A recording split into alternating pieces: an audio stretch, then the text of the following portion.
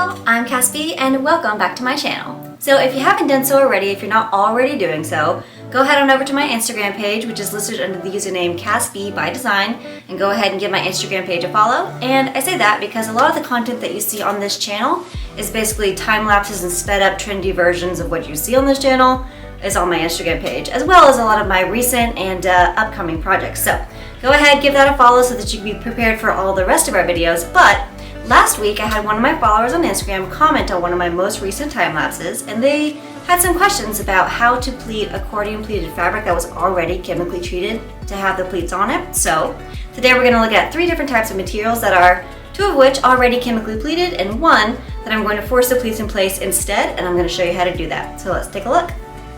Okay, so we're going to start by looking at the 3 different types of fabrics that I just very briefly described a minute ago.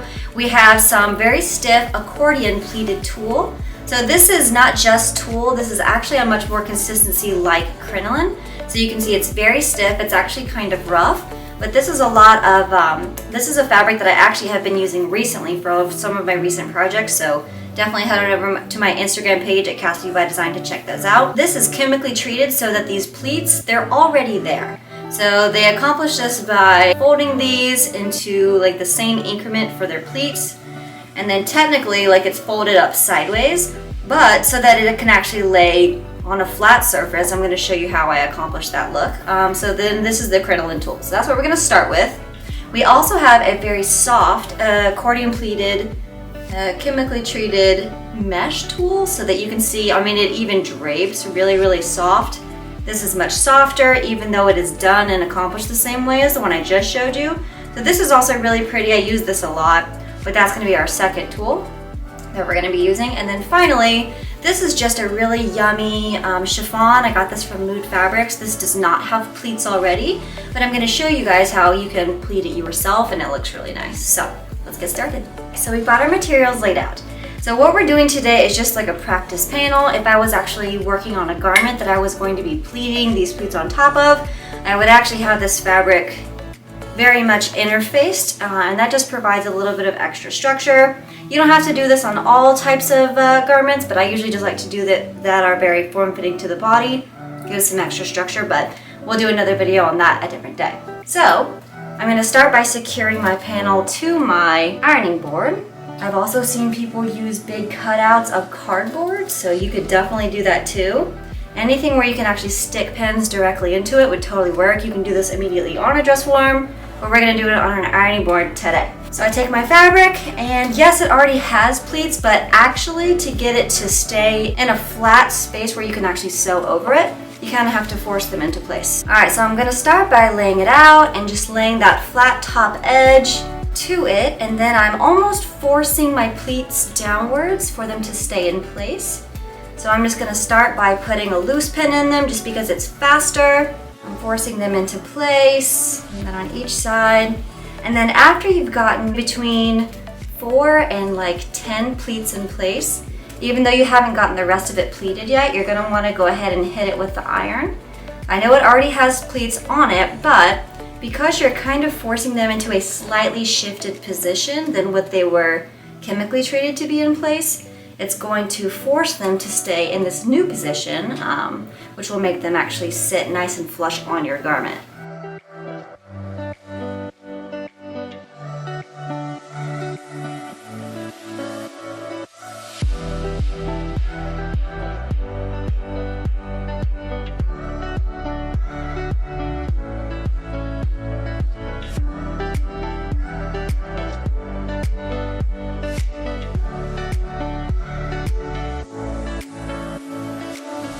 Okay, so now we're finishing putting our pleats into place with our iron. You kind of saw me doing this periodically throughout, and that's just because it's really hard to get them all situated and going in the same direction with this fabric specifically. This is, because it's so stiff, it just kind of wants to bounce back into its original position. But you hear me using a lot of steam. I've got my iron shoe on the front of the iron, again, while walk sewing. I love this tool. It's like $8 or $11, super inexpensive. And this really makes it possible to iron on things like mesh and tulle without totally melting everything. So, all right. So at this point, I'm going to take my pins that I just very quickly popped in there, and I'm going to change the direction of them so that I'm going to be able to ultimately go around this outer edge and trim this fabric. So let's take a look at how we do that.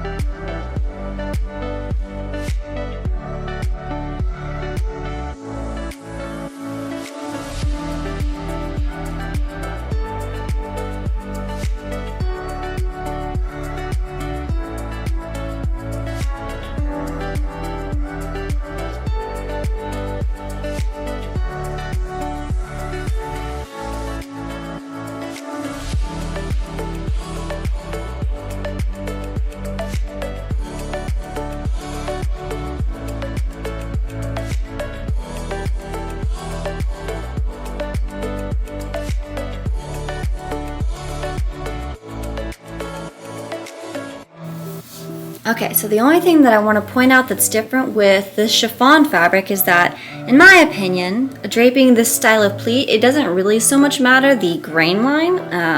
On the other ones that we were pleating, you already saw the pleats where they were. So in this example where it doesn't have pleats at all and you're going to be creating them, you can do it on grain.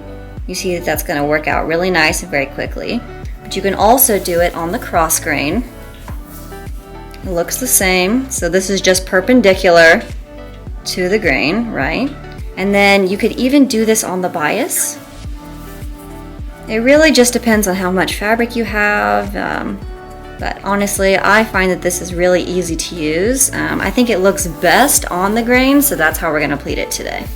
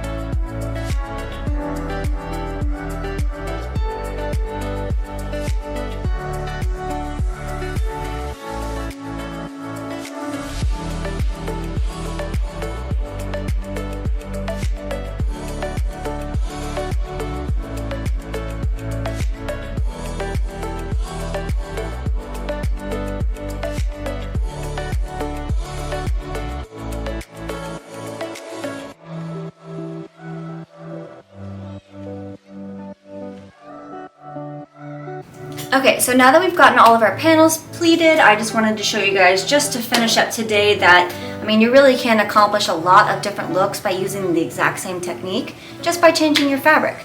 So this is the same backing for every single piece, but you can see the first one that we did, the crinoline pleated tulle, it's much stiffer, it doesn't have like a lot of buoyancy or drapiness to it, so that you can see, if you're looking to make something like crazy voluminous, because it's crinoline after all, you're going to end up with a very rigid overall aesthetic. So this is great for big ball gowns. It's just not very practical in terms of comfortability.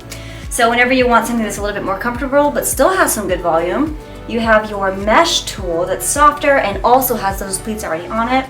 And you saw it was a lot faster to put into place. We didn't really have to iron it at all, because the pleats just gently lay sideways to themselves, so it's a lot less pinning, a lot less time having to spend pleating. And then ultimately moving to our chiffon, The chiffon wasn't even pleated at all, but now you see it has these really great creases that we've created with our iron. So even though we don't have pins down this middle part here, because we've draped it to our exact panel size, everything stays in place. You'll just do a nice stitch around the outer edge. Really pretty, super drapey, very light, very ethereal. So again, you see, same technique, but different fabrics create very, very different finished aesthetics.